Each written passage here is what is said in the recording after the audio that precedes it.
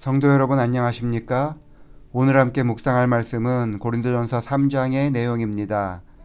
바울은 3장의 앞부분에서 농사를 예로 들어서 고린도 교회 성도들 간에 분열이 있음을 언급하고 뒷부분은 건축을 예로 들어서 참된 그리스도인의 성장을 이야기합니다.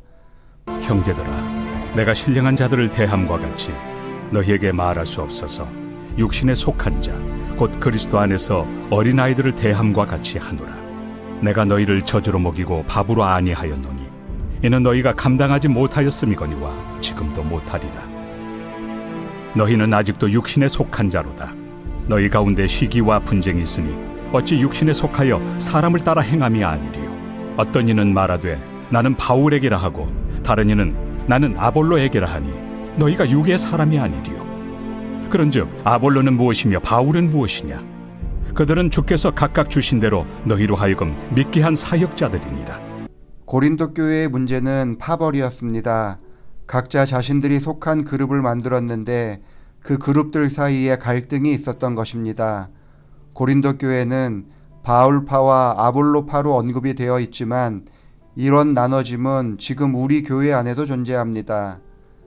교회도 사람이 모이는 곳이다 보니 친한 사람들끼리 모일 수밖에 없습니다. 성향이 비슷하고 대화의 주제가 공감이 되는 사람들이 어울리는 것입니다. 비슷한 생각을 하는 사람들이 서로 모여서 봉사를 하거나 소그룹을 만들게 되는 것이 당연한 일입니다. 이런 소그룹을 통해서 친구들을 사귀는 것은 교회에 정착을 하고 교회의 일꾼으로 성장하는 데 매우 중요한 일입니다. 그런데 문제는 내가 속해 있는 소그룹을 너무 사랑하다 보니 나와 함께 하지 않는 사람들에 대해서 좋은 감정을 갖지 못하는 경우도 생기는 것입니다. 다른 부서가 더 활동적인 것 같을 때에 질투를 하면서 다른 소그룹을 험담하거나 시기하는 경우가 생긴 것입니다. 나와 생각이 다르면 실망하고 섭섭하고 배척하는 것입니다. 지금 고린도 교회가 그런 상황이었습니다. 바울이 전도하고 목양하는 방식과 아볼로가 사람 사이의 관계를 맺어가면서 목양을 하는 방식은 전혀 다른 방법이었습니다.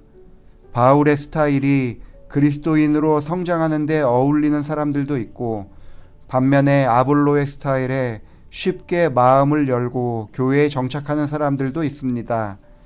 이들 모두는 합력하여 하나님의 뜻을 이루기 위한 사람들이지 내 편을 만들거나 다른 편을 만들려고 노력하는 사람들이 아닙니다.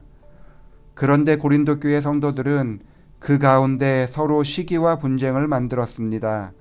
다른 조의 식사당번이 음식을 하는 방법이 마음에 들지 않았습니다. 다른 악기를 연주하는 팀을 존중하지 않았습니다. 내 마음에 들지 않으면 그들을 몰아내야 한다고 생각한 것입니다.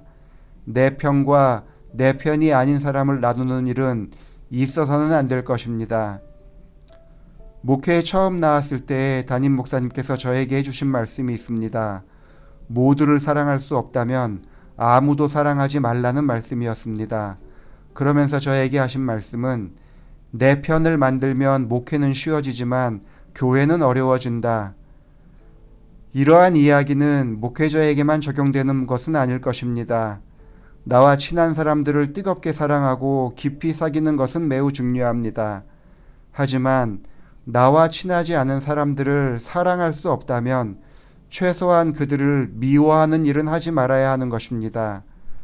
교회는 하나의 생각을 강요하는 장소가 아니라 그들 모두의 생각을 존중하고 협의하여 가장 좋은 점을 도출해 나가는 장소입니다.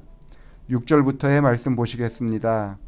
나는 심었고 아볼로는 물을 주었으되 오직 하나님께서 자라나게 하셨나니 그런즉 심는 이나 물 주는 이는 아무것도 아니로되 오직 자라게 하시는 이는 하나님뿐이니라. 심는 이와 물 주는 이는 한 가지이나 각각 자기가 일한 대로 자기의 상을 받으리라. 우리는 하나님의 동역자들이요 너희는 하나님의 밭이요 하나님의 집이니라.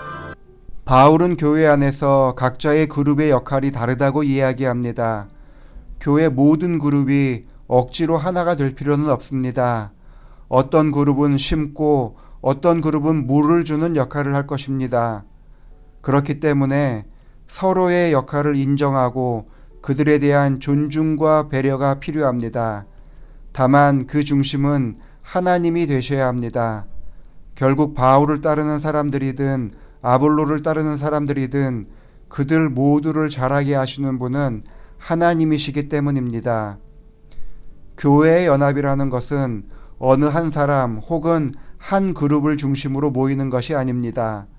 자전거의 바퀴살처럼 각자 자기가 처한 위치가 다 다른 곳에 있지만 하나님을 중심축으로 두고 자기의 위치에서 봉사하는 것이 연합입니다. 한 바퀴살이 다른 방향에 있는 바퀴살을 비난하는 것은 옳지 않으며 또 다른 바퀴살이 자기와 멀리 있는 바퀴살을 두고 옆으로 오라고 손짓하는 것도 옳지 않습니다. 다만 그리스도를 중심으로 성장하며 든든히 서어갈 때에 이 바퀴가 원하는 목적지까지 바르게 갈 것입니다. 이것이 그리스도 중심으로 연합하는 교회의 모습입니다. 오늘 하루도 그리스도 중심으로 각자의 역할에 최선을 다하는 성도들이 되기를 바라면서 말씀을 마치겠습니다. 기도하시겠습니다. 아버지 하나님, 우리가 누구로부터 복음을 받아들이고 교회 안에서 누구와 친하든지 관계없이 예수 그리스도를 중심에 놓는 사람들 되게 하여 주옵소서. 내가 어느 소그룹에 속해 있든지 다른 소그룹의 성장과 발전에 박수칠 수 있는 여유 있는 그리스도인 되게 하여 주시기를 기도드립니다. 강한규 집사님 가정을 위해서 기도합니다. 박수진 성도님과 함께 선택하여 주의 자녀 삼아 주시니 감사합니다. 연년생 두 아이들 양육하는 박수진 성도에게 주의 은혜를 더하여 주셔서 아이를 키우는 가운데 지혜를 넉넉하게 부어주시고 그러한 가운데 적절한 지도와 훈계로 아이들을 잘 양육하게 하여 주시고 이 가정이 서로에 대한 배려와 사랑이 넘치게 하셔서 하나님의 사랑을 배우는 가정이 되게 하여 주옵소서. 초등학교에 입학하는 현우가 학교에서 좋은 친구들을 만나게 하셔서 학교 생활이 즐겁게 하여 주시고 둘째 동인이가 건강한 가운데 무럭무럭 잘 자라나게 하여 주옵소서. 하나님의 축복이 이 가정에 넘치게 하여 주시옵기를 예수님의 이름으로 기도합니다.